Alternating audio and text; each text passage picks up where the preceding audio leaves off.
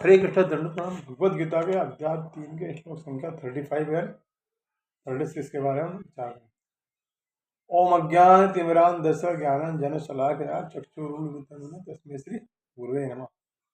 नमो विष्णुपादाय कृष्णप्रेष्ठाय भूतले श्रीमति भक्ति वेदांत स्वामी नमस्ते सारस्वते देवे गौरवाणी प्रचारणे निर्विशेषा शून्यवादी पाश्चात्य देशतारणे। जय श्री कृष्ण चैतन्य प्रभु नित्यानंद श्री अद्वैत गदाधर श्रीवासादि गौर भक्त। हरे कृष्ण कृष्ण कृष्ण हरे हरे राम राम राम हरे हरे। श्लोक संख्या 35 में भगवान कहते हैं, श्रेयान स्वधर्मो विगुणा परधर्मास्तनुष्ठितात् स्वधर्मे निधनम श्रेय परधर्म भयावह। स्वयं का धर्म पराधर्म के बारे में बताया गया।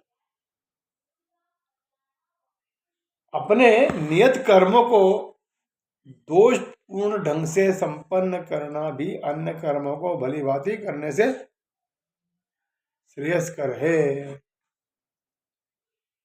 स्वीय कर्मों को करते हुए मरना पराय कर्मों में प्रवृत्त होने की अपेक्षा श्रेष्ठतर है, क्योंकि अन्य किसी के मार्ग का अनुसरण भयावह होता। परधर्मो भयावह, ऐसा भी अच्छा हो, उसका परधर्म तो परधर्म रहता, स्वतंत्रता स्वतंत्रता रहती। तोते को आप पिंजरे में बंद कर लो, लेकिन जब उसको आप बाहर करोगे तो स्वच्छंद आकाश में वो उड़ जाएगा।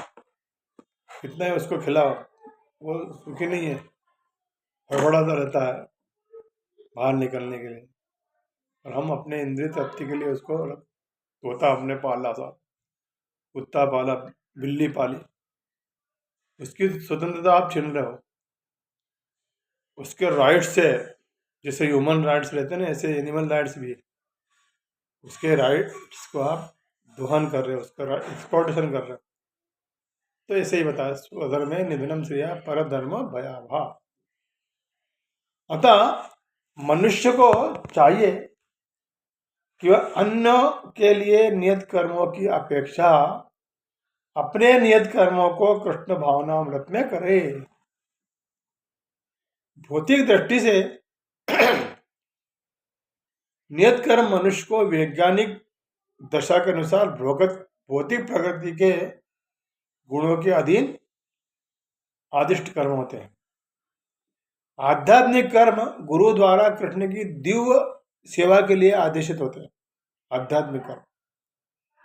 किंतु चाहे भौतिक कर्म हो या आध्यात्मिक कर्म, मनुष्य को मृत्यु पर्यंत अपने नियत कर्मों में दृढ़ रहना चाहिए।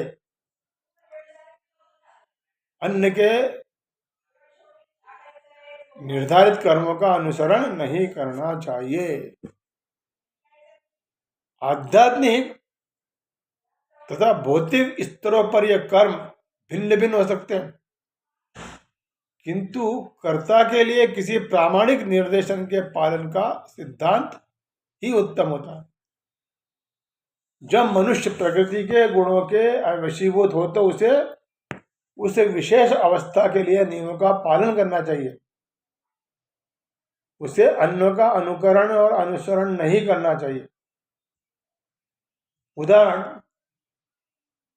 कोई सतोगुणी ब्राह्मण है, वो कभी हिंसक नहीं हो सकता, किंतु रजोगुणी जो क्षत्रिय है उसे हिंसक होने की अनुमति है। शास्त्रों में अनुमति क्यों है? कि क्षत्रिय के लिए हिंसा के नियमों का पालन करते हुए विनष्ट होना जितना श्रेयस्कर है, उतना अहिंसा के नियमों का पालन करने वाला ब्राह्मण का अनुकरण नहीं है। हर व्यक्ति को एकाएक नहीं, किंतु अपने हृदय को धीरे धीरे स्वच्छ बनाना चाहिए, प्यूरिफाई करना चाहिए।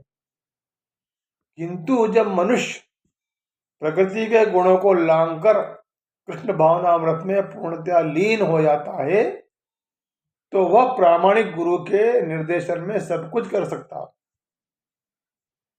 कृष्णा कॉन्शियस की इस पूर्ण स्थिति में एक क्षत्रिय ब्राह्मण की तरह और एक ब्राह्मण क्षत्रिय की तरह कर्म कर सकता है। दिव्य अवस्था में भौतिक जगत का भेदभाव नहीं रहता। उदाहरण, विश्वामित्र मूलतः क्षत्रिय थे, किंतु बाद में वे तपस्या करके और वरदान प्राप्त करके ब्राह्मण हो गए। इसी प्रकार परशुराम पहले ब्राह्मण थे, किंतु बाद में वे क्षत्रिय बन गए और उन्होंने 21 बार पृथ्वी से दुष्टों का विनाश किया। ब्रह्म में स्थित होने के कारण ही वे ऐसा कर पाए। किंतु जब तक कोई भौतिक स्तर पर रहता है, उसे प्रकृति के गुणों के अनुसार कार्य करना चाहिए और कार्य करने पड़ते हैं, अदरवाइज उसका दुष्परिणाम भी उसको मिलते हैं। साथ ही उसे कृष्ण भावनामृत का पूरा बोध होना चाहिए कि कृष्ण भावनामृत में क्या है। कृष्ण भावनामृत माने प्रत्येक कर्म कृष्ण को अर्पित करना, कृष्ण की शरणागति। अब श्लोक संख्या 36 में अर्जुन बताते हैं कि अथ केन प्रयुक्तोयम पापम चरति पुरुषः अनिच्छन्नपि वाष्णय बलादीवो नियोजिता। अर्जुन ने क्या कि हे वृष्णिवंशी भगवान कृष्ण, मनुष्य न चाहते हुए भी पाप कर्मों के लिए प्रेरित क्यों होता है? ऐसा लगता है कि उसे बलपूर्वक पाप कर्मों में लगाया गया है या लगाया जा रहा हो। जीवात्मा परमेश्वर का अंश होने के कारण मूलतः आध्यात्मिक शुद्ध एवं समस्त भौतिक कल्मशों से मुक्त रहता। फलता स्वभाव से वह भौतिक जगत के पापों से प्रवृत्त नहीं होता, किंतु जो वो माया के कांटेक्ट में आता तो बिना झिझक के और कभी कभी इच्छा के विरुद्ध भी अनेक प्रकार के पाप कर्म करना पड़ता।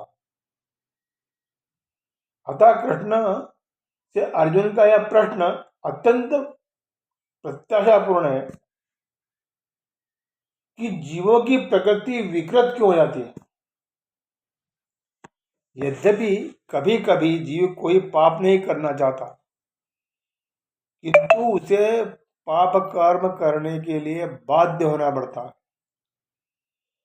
किंतु ये पाप कर्म अंतर्यामी भगवान द्वारा प्रेरित नहीं होते हैं, अपितु अन्य कारणों से होते हैं। इसके बारे में हम अगले श्लोक में चर्चा करेंगे। हरे कृष्णा। दंड